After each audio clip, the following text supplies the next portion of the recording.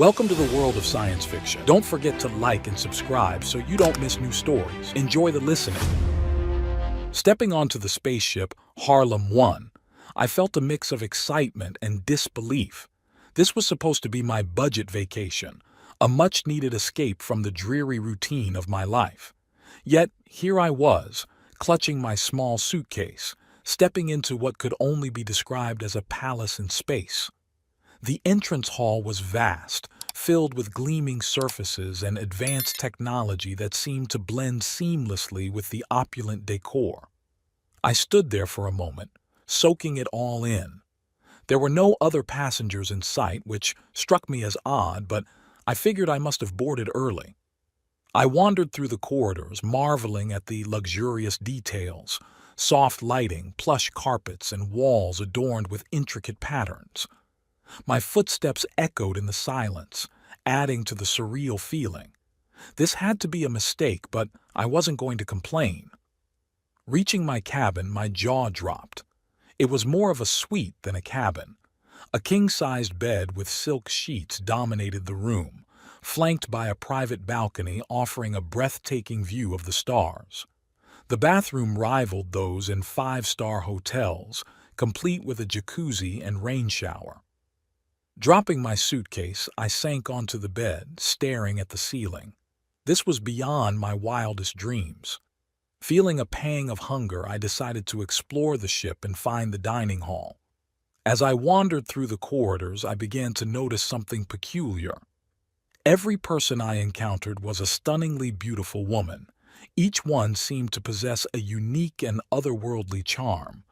Their short dresses accentuated their figures, revealing smooth, flawless skin and curves that made my thoughts stray to places they shouldn't. I felt like I had stepped into a dream, or perhaps a very expensive fantasy. The dining hall, when I finally found it, was even more extravagant than my cabin. Crystal chandeliers hung from the ceiling, and tables were set with fine china and silverware. I took a seat and perused the menu, which featured dishes I had never even heard of. As I waited for my meal, I couldn't help but admire the women around me. They moved with a grace that was almost hypnotic, their short dresses revealing just enough to make my heart race. "Excuse me, is this seat taken?" A voice interrupted my thoughts. I looked up to see a blue-skinned woman with glowing violet eyes. Her presence was mesmerizing. No, go ahead," I stammered. "I'm Lyra," she said, sitting down gracefully. "And you are?" "John Smith," I replied, still trying to process her appearance. "Nice to meet you."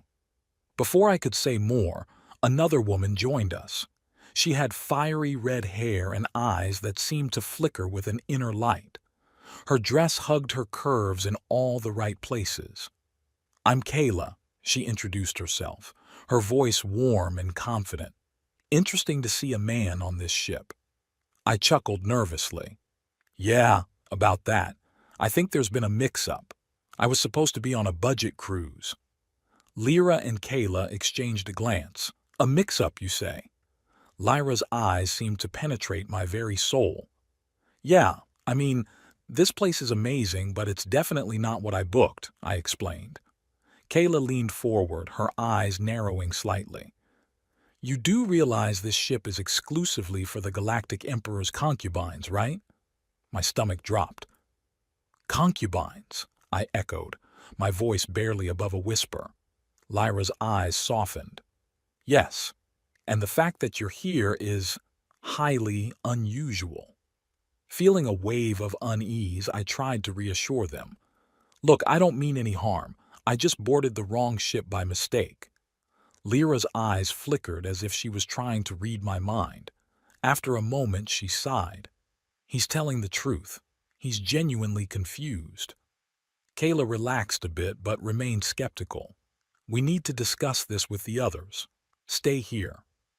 As they walked away, I couldn't shake the feeling of being a fish out of water. What had I gotten myself into? I finished my meal in silence, the luxurious surroundings now feeling a bit intimidating. The sight of so many beautiful women had my mind in overdrive, making it hard to focus on anything else. Later that evening, I returned to my cabin, my mind racing. I had been on the ship for only a few hours and already I felt like I was living in a bizarre dream. Settling into the plush bed, I couldn't help but think I had lucked out with the most incredible upgrade imaginable. But the reality of the situation gnawed at me. The next morning, I woke to find a message on the screen in my cabin. Meeting in the lounge at 10 a.m. My heart pounded. What if they decided to throw me out into space? At the appointed time, I made my way to the lounge. The women had gathered, their expressions a mix of curiosity and caution. Lyra and Kayla were there, along with others I hadn't met yet. The sight of so many gorgeous women, all in short dresses, had me struggling to maintain my composure. Lyra spoke first. "John, we've discussed your situation. While it's clear you boarded by mistake, we need to ensure you won't cause any trouble." I nodded vigorously. "Absolutely. I just want to enjoy my vacation, wherever it takes me." A woman with silver skin and a serene demeanor stepped forward. "I'm Ilana. We've decided to let you stay temporarily, provided you respect our space and follow the rules." "Of course," I agreed, feeling a weight lift off my shoulders. "I promise. I won't be any trouble." Kayla's eyes sparkled with curiosity. "What will you do when we reach our next stop?" I frowned. "I'll just disembark and catch another ship."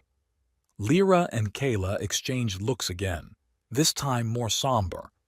"John," Lyra began gently, "this ship is on autopilot with no live crew. It won't stop until it reaches the Galactic Emperor's palace in 10 years.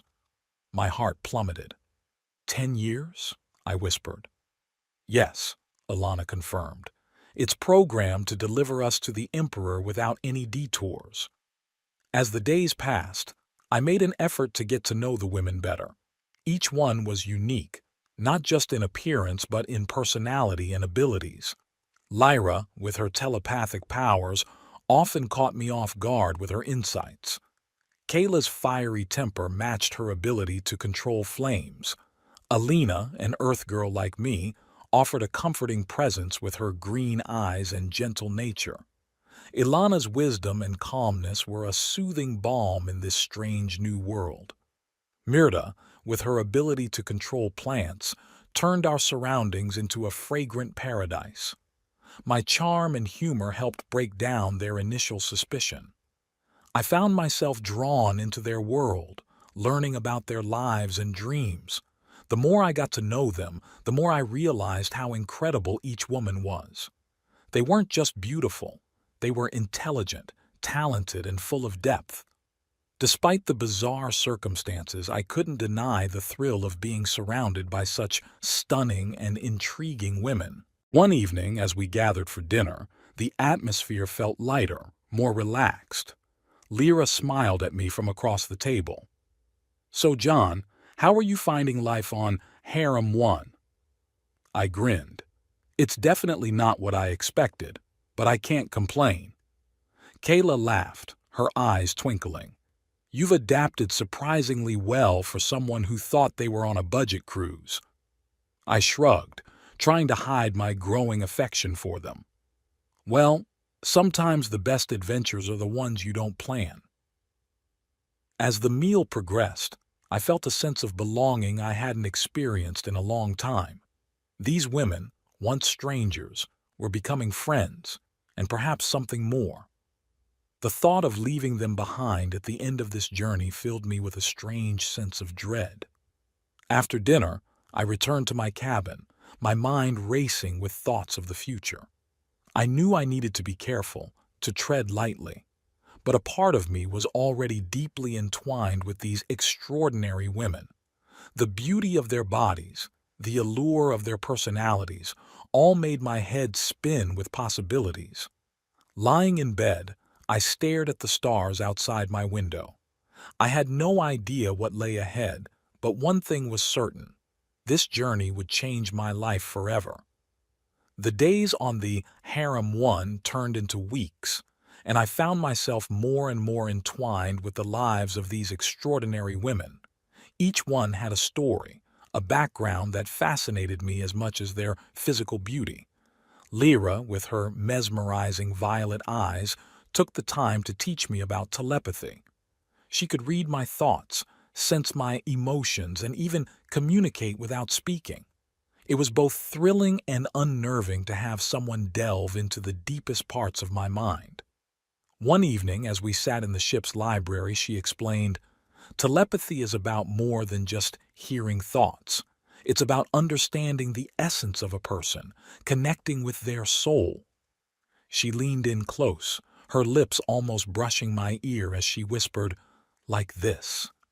Suddenly, I felt a rush of images and emotions, memories of my childhood, fears, desires, all flooding into my consciousness. It was intimate in a way I had never experienced before. Kayla, on the other hand, was fire incarnate.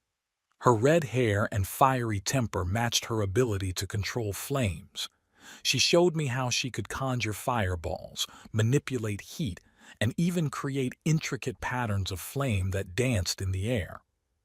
"It's not just about destruction," she explained one night as she lit candles around my cabin with a flick of her fingers. "Fire can be beautiful, sensual." The warmth of the flames reflected in her eyes as she leaned in to kiss me, the heat between us almost palpable. Alina, the Earth Girl, provided a comforting presence. With her gentle nature and kind eyes, she became my anchor amidst the chaos. She often came to my cabin and we spent hours talking about our lives back on Earth, our dreams and our fears. One night, our conversation took a more intimate turn. She stayed with me, her body pressed against mine, our movements synchronized in a dance as old as time. Her soft moans filled the room, a symphony of pleasure that echoed in my ears long after she left, her face flushed with delight.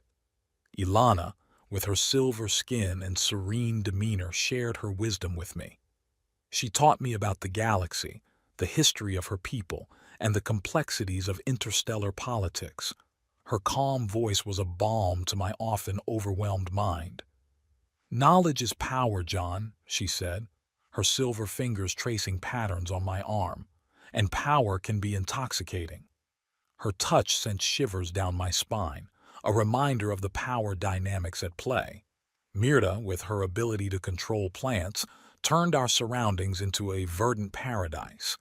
She created gardens that filled the ship with the scent of blooming flowers and fresh leaves. One evening, she led me to a secluded alcove she had transformed into a private garden. There, amidst the flowers, she shed her dress and beckoned me to join her. Our lovemaking was wild, primal, a celebration of nature in its rawest form. As I spent more time with each woman, I felt our bonds deepening. They began to see me as more than just an intruder. I was becoming part of their world, and they were becoming an integral part of mine. The nights on the Harem 1 were filled with passion and discovery. Each woman brought something unique to our encounters, their abilities and personalities making every experience different and special. With Lyra, the telepathic connection added a layer of intimacy that was almost overwhelming. She knew what I wanted, what I needed, before I even said a word. Her ability to anticipate my desires made our nights together an exploration of the mind as much as the body. Kayla's fiery nature translated into our lovemaking. It was intense, passionate, almost feral. The heat of her skin against mine, the way her hair cascaded around us like flames, made every touch a spark, every kiss an inferno. Alina's gentleness was a soothing contrast. Our nights were filled with whispered words and tender caresses. Her body, soft and yielding, responded to my touch with a sensitivity that was both arousing and comforting. Ilana's wisdom extended to our intimate moments. She knew how to guide me, how to teach me the nuances of pleasure and connection. Her silver skin shimmered in the low light, creating an otherworldly aura that added to the allure. Myrta's encounters were wild and untamed. We made love in her gardens, the scent of flowers mingling with the sweat and heat of our bodies. She was a force of nature, and being with her felt like being caught in a storm, exhilarating and consuming. As the bonds deepened, so did the competition for my attention. The women began to show off their talents and beauty, each trying to outdo the others. What started as playful banter turned into something more intense. Jealousy simmered beneath the surface, leading to minor conflicts. One day, Lyra confronted Kayla in the dining hall. "You think your fire tricks impress him? Telepathy is a true connection." Kayla's eyes flashed with anger. "At least I don't invade his mind. My connection with him is real." Alina tried to mediate, her gentle nature straining under the tension. "We all care for John. There's no need for this." Despite her efforts, the competition only grew. The women vied for my time, each seeking to prove that their connection with me was the strongest. It was flattering, but also overwhelming. The rising tensions began to wear on me. One evening, I called a meeting with the women. Their faces were a mix of curiosity and apprehension. "I can't handle this constant competition," I began. "We need to find a way to balance our relationships." Lyra's eyes narrowed. "What do you suggest?" "A rotation system," I said, taking a deep breath. "Each of you gets dedicated time with me, and occasionally we can have group encounters to maintain harmony." There was a moment of silence before Ilana spoke. "It's unconventional, but it might work. We need to maintain peace." Kayla nodded reluctantly. "Agreed.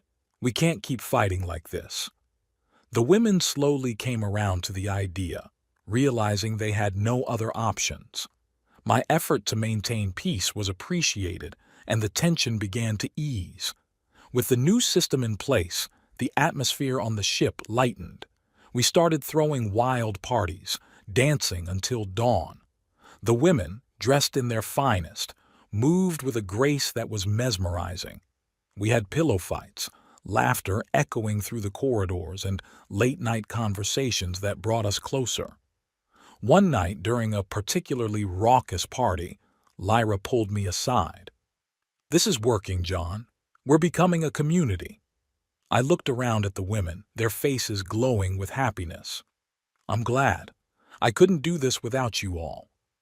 As the party continued, I felt a stronger sense of community among us. The jealousy and competition faded, replaced by camaraderie and mutual respect. I felt more confident in my role, knowing that I was not just a passenger, but an integral part of this extraordinary journey. The days blended into weeks, and the bonds we formed grew stronger. Each woman's unique qualities added to the richness of our shared experiences. The erotic nights, the wild parties, and the intimate conversations all contributed to a sense of unity that transcended our initial doubts and fears. As we navigated the vastness of space, I realized that this unexpected journey was shaping me in ways I had never imagined.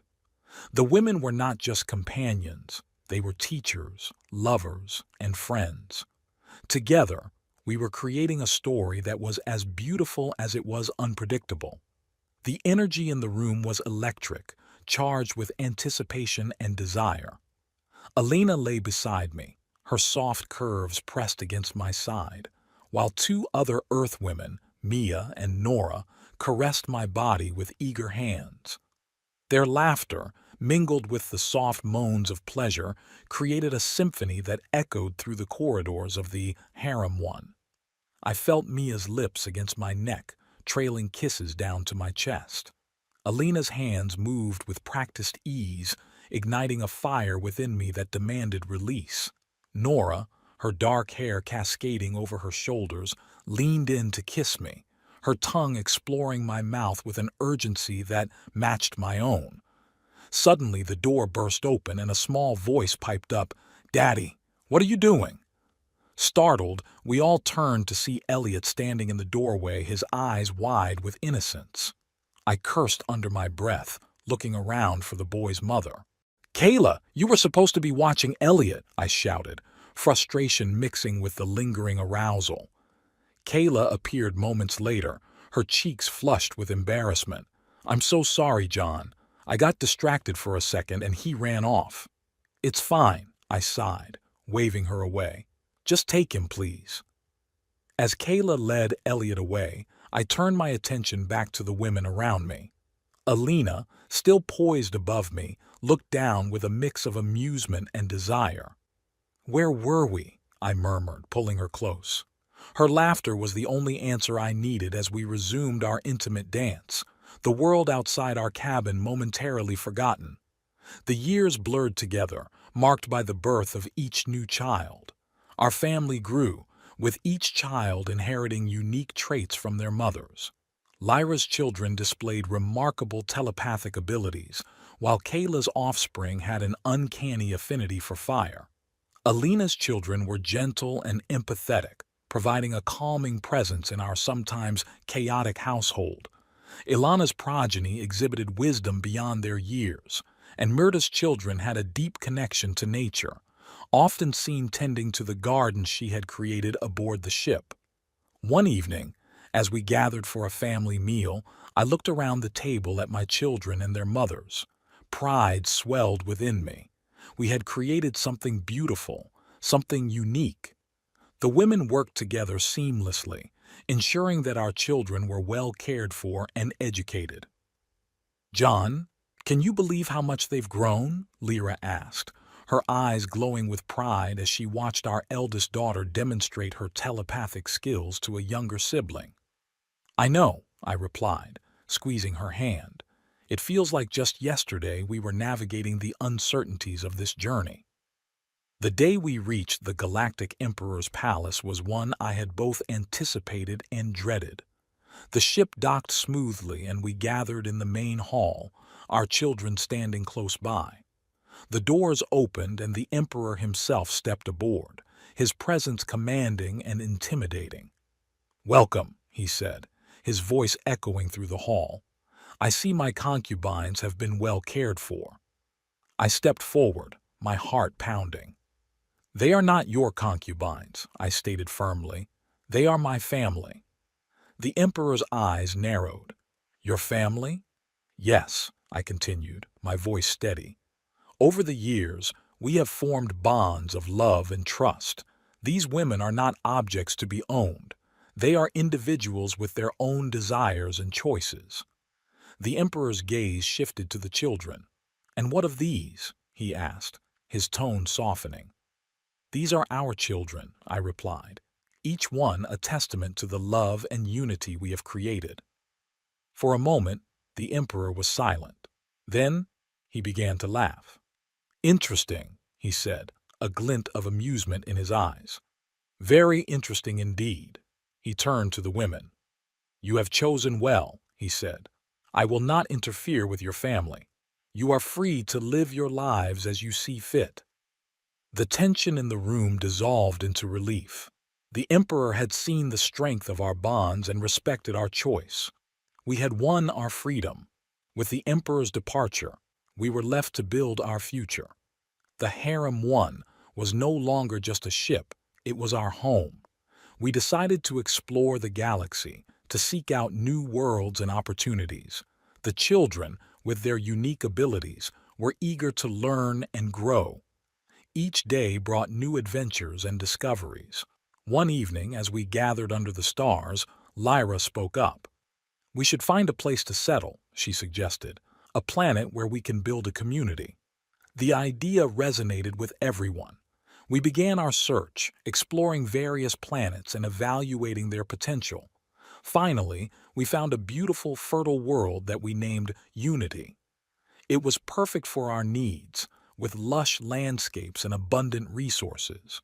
We set to work building our new home, each member of our family contributing their unique skills. The children thrived, their abilities developing in extraordinary ways. The women and I continued to deepen our relationships, our love growing stronger with each passing day. As I looked out over our new settlement, I felt a profound sense of fulfillment. We had overcome incredible odds and built something beautiful. Our story had become a legend, a testament to the power of love and the strength of unity. One night, as we sat around a fire, Kayla turned to me, her eyes reflecting the flames. "Do you ever think about how all of this started?" she asked. "Every day," I replied, taking her hand. "It was an unexpected journey, but I wouldn't change a thing." Lyra nodded, her violet eyes glowing in the firelight. "We are a family," she said, "and we will continue to grow and thrive." Ilana, with her silver skin shimmering, added, "Our story is just beginning. There is so much more to explore, so much more to achieve."